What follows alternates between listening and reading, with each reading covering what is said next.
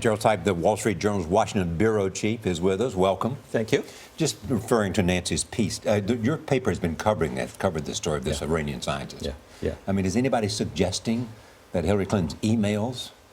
I don't think so, because this was a well-known, well-discussed case. We wrote about it in 2010, a long piece that described not only his arrival in the U.S., but the fact that he was cooperating with U.S. intelligence and the fact that he had been offered money to do so. So this was not a secret. If you go back to 2010, you'll see that it was well chronicled. So I don't think that there's much indication that the emails had anything to do with it. This was out there.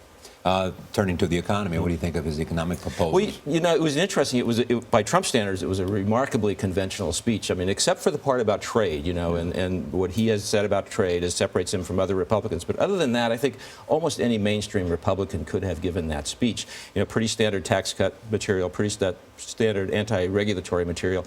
And he stayed on message, as was okay, but what about two things? One, infrastructure spending and child care spending. Well, that was interesting because there were two outreaches to liberals, really, on those two fronts. I'm going to do a lot on child care and a lot of infrastructure spending. That echoes Hillary Clinton. So there was something for everybody in that speech, which was very interesting, I thought. You wrote about Trump versus Trumpism, and Trumpism sort of the message, Trump the candidate. Which one here wins out, and can he sort of stick to the message, which seems to be resonating? Well, I think that Donald Trump is such a bright, shiny object, people forget that he didn't create these attitudes. He tapped into these attitudes. There's a populist anger and a sense that the establishment has failed us economically in particular, but also culturally. He walked into that environment. He didn't create it. It's been a long time in the making. And if he fails this year, it'll be there afterwards. And I think both parties have to remember that as they move forward. And the question is, how large is it? I think it's larger than people thought. That's why we're having this conversation. Otherwise, Jeb Bush or Scott Walker or somebody else would be the nominee. It was larger than I bet Donald Trump thought it was going to be. I want to talk about Susan Collins, a senator from Maine, who said, you know, she's a lifelong Republican. She doesn't do this lightly.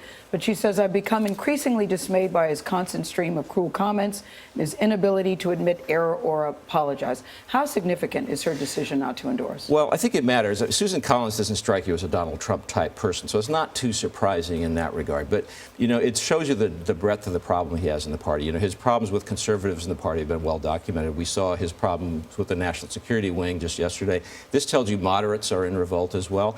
The other reason it matters is that the Trump campaign was very interested in Maine as a place where they might make a breakout. They might go to Maine, which is a history of having a kind of a fondness for independence and a maverick streak, that might be a place where Donald Trump could score in the Electoral College.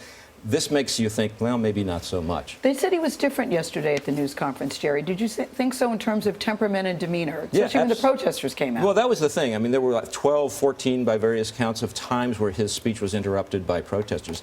Not once did he take them on. You know, he didn't engage them. And I can't remember an occasion in the past where that was true. You could sort of sense when you watched it that he wanted to, but something held him back. And I kept thinking Ivanka, his daughter, in the audience was saying, don't do it, don't go there. See if he can do it twice. Yeah, well, I was just going to say, nothing can change your campaign tactic like a double digit.